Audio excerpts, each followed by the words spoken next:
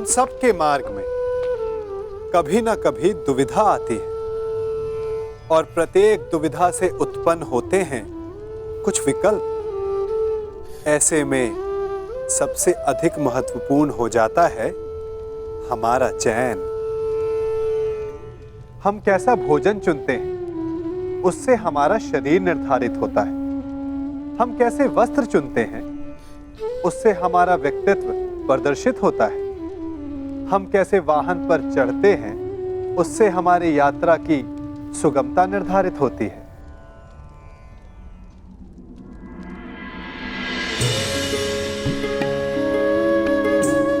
परंतु क्या हमारे चयन का महत्व केवल इतना ही है? क्या हमारा चयन सबसे अधिक महत्वपूर्ण तब नहीं हो जाता जब परिस्थितियां कठिन हो? बोलने से पूर्व शब्दों का चयन कर लेना वरदान सिद्ध हो सकता है और श्राप भी। विवाद के समय युद्ध किया जाए या शांति का प्रयास, ये चयन भविष्य बदल सकता है।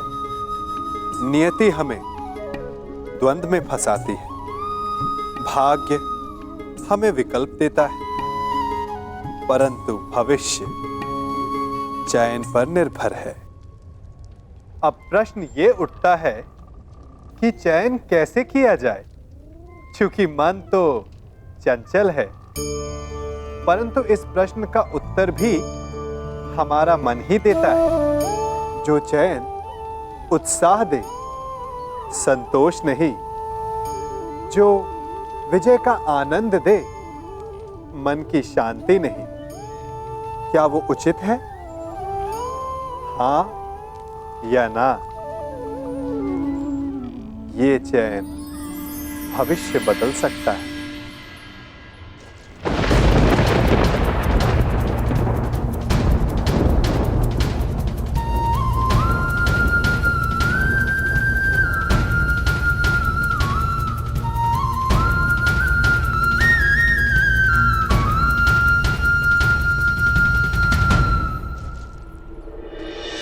पांचाली,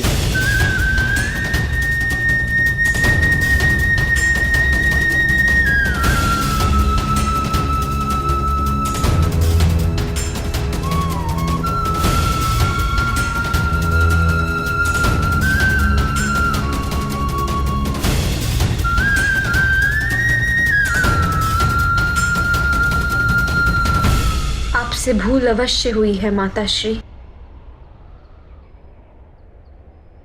परंतु इस भूल को मैं नियति समझकर स्वीकार करती हूं।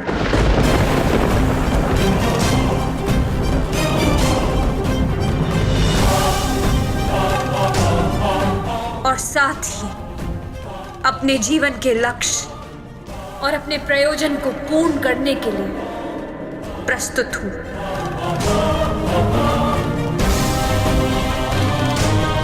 मैं आपके 5 पुत्रों से विवाह करूंगी।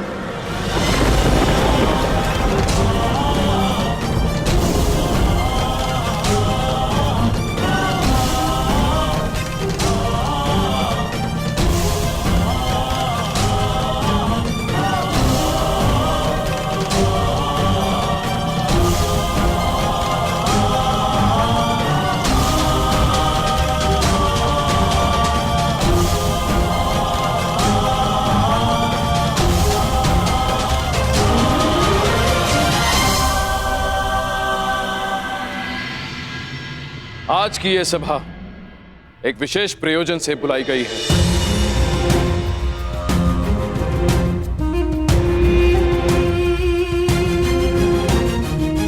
मुझे अनुभव होता है कि युवराज दुर्योधन को सम्राट पद पर बैठाने का समय आ गया है।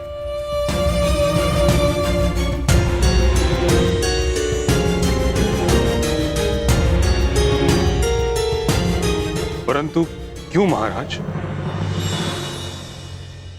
ऐसी क्या आवश्यकता आ गई? सबसे बड़ी समस्या समय की है ताछरी। कल रात्रि मैंने एक स्वप्न देखा जिसमें मुझे आभास हुआ कि मेरे संन्यास का समय निकट है। सम्राट जब संन्यास ले तो उत्तराधिकारी को सिंहासन संभालना ही होता है। बड़ी इच्छा थी कि अनुज पांडु का पुत्र,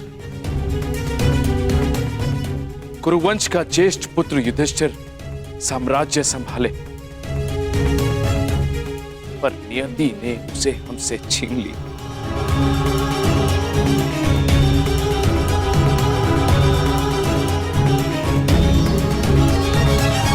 युधिष्ठिर के पश्चात मेरा मन अब विरक्त होने लगा है ताचरी, और राजा जब विरक्त हो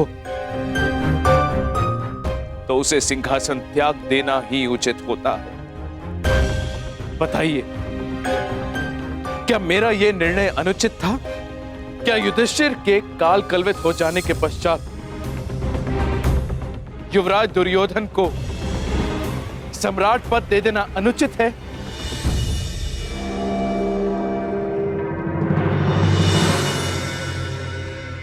यदि नहीं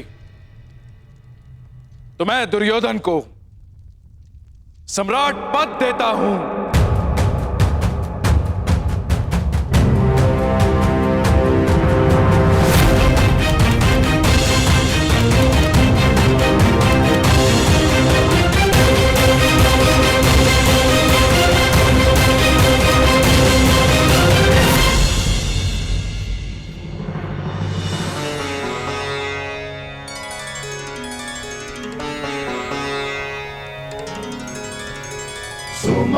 सुमङ्गलीरियं वधूरिमां समेत पश्यत् सौभाग्यस्मै दत्वाया हस्तं विपरेतन् गृह्णामि ते सौभगत्वाय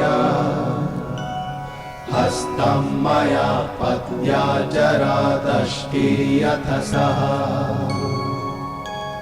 भर्गो अर्यमा सविता पुरन्धिर्मयम् त्वा दुर्गार्हपत्याय देवः।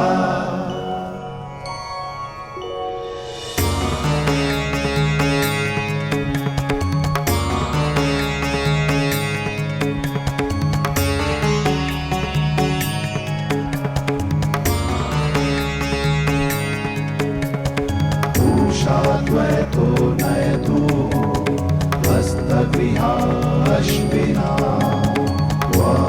प्रवहतां गतेना ग्रहाण गच्छ ग्रहपत्नी यथा सोपशिनी त्वं विदधमावदासि इहा प्रियं प्रजायाते समृद्ध्यतामस्मिन् ग्रहे ग्रही पत्या दीर्घायु भव। पत्या तन्वं संसृजस्वाधाचित्री विदधमा सौभाग्यवती भव।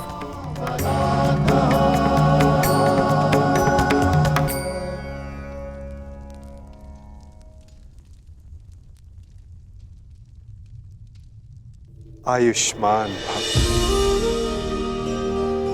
अपने जीवन का प्रयोजन सिद्ध करो।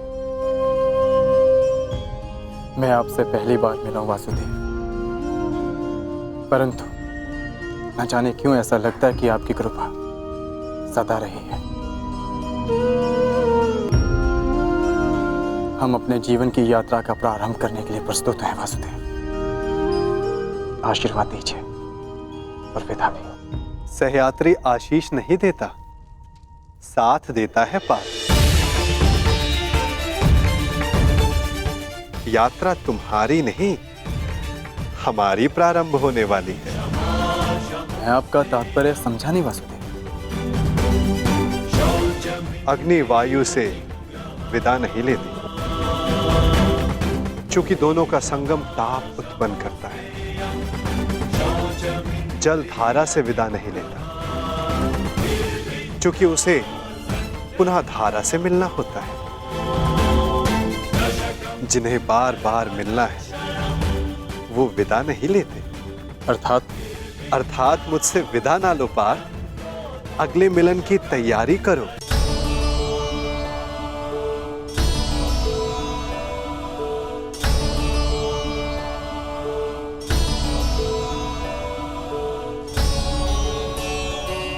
मेरे जन्म पर आपने कहा था कि मेरे जीवन का लक्ष्य अर्जुन से विवाह से कहीं अधिक है। आज मुझे यह अनुभव हो रहा है कि वो लक्ष्य निकट है। निकट तो नया युग है सखी, जिसकी आधारशिला तुम्हें रखनी है। एक वचन दे सकते हैं मधुसूदन? बिना जाने वचन कैसे दे सकता हूं? क्योंकि आप जानते हैं कि मुझे क्या चाहिए।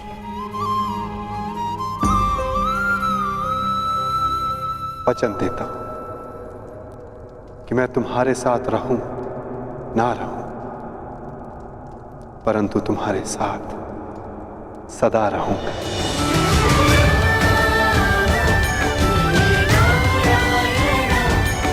आपका साथ मुझे जीवन की यात्रा पूर्ण करने का साहस देता रहेगा सखा।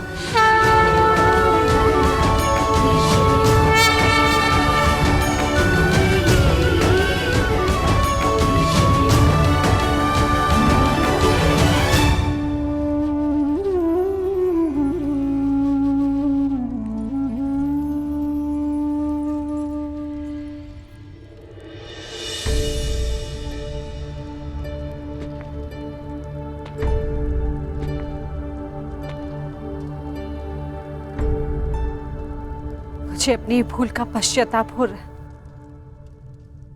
इसका क्या तारण है? धरा से उत्पन्न फल को अंततः धरा पर गिरना होता है बुआश्री। प्रत्येक शब्द और प्रत्येक कर्म अपने परिणाम साथ लाते हैं। समय लगे, परंतु वो परिणाम इसी धरा पर, इसी जन्म में भोगने होते हैं। आपने भी अज्ञातवास बहुत भोग लिया बुआश्री। अब समय आ गया है कि आपका और आपके पुत्रों का परिचय संसार के समक्ष ले आया जाए।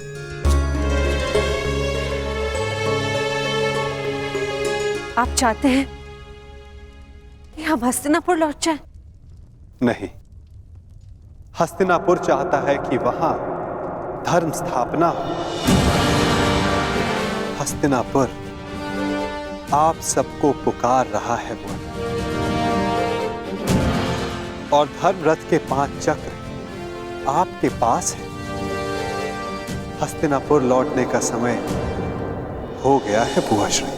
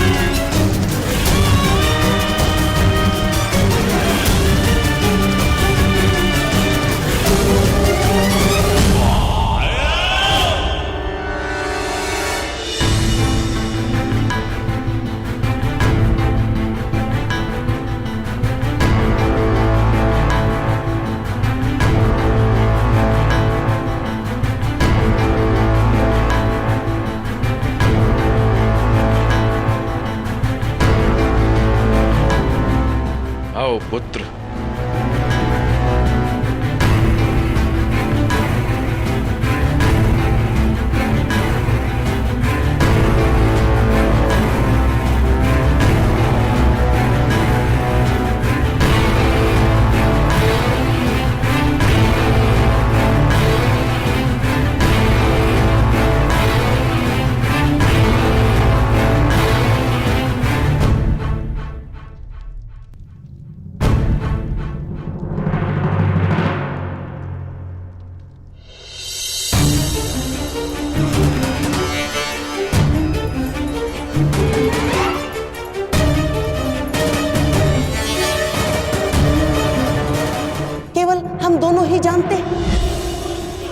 पांडव अभी जीवित हैं और यदि दुर्योधन को सम्राट बनते देखना चाहते तो ये सत्य किसी को ज्ञात नहीं होना चाहिए।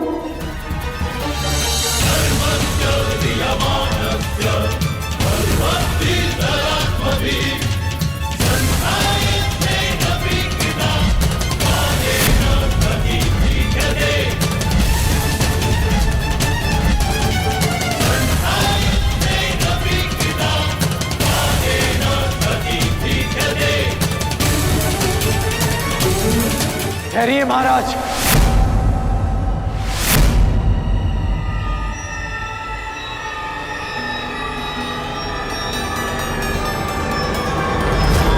ये राज्याभिषेक नहीं हो सकता क्योंकि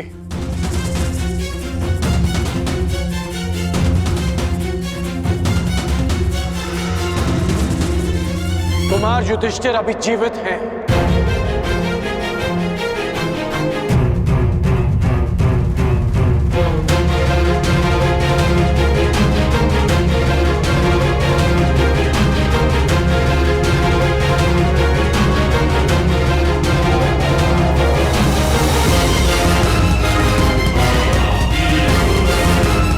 सारे पांडव अभी जीवित हैं।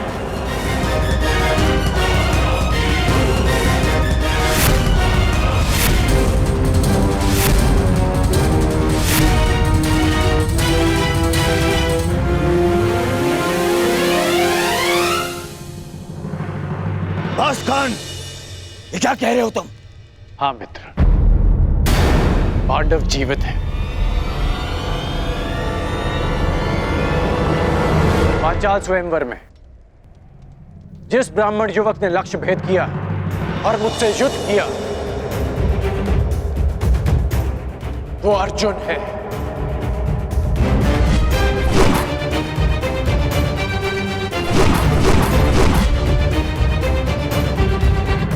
और जिस ब्राह्मण ने वृक्ष उखाड़कर तुमसे युद्ध किया वो भीम।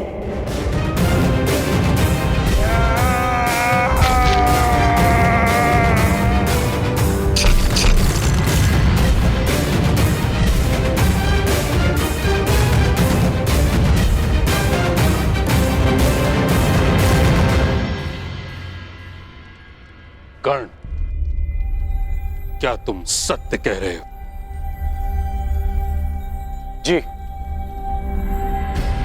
मैं सत्य कह रहा हूं। यदि पांडव जीवित है तो दुर्योधन का राज्याभिषेक न्याय अनुचित है।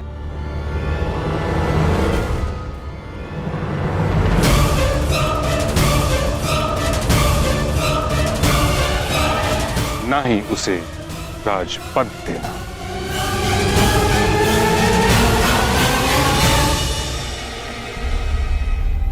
कैसी बातें कर रहे हैं महामहिम?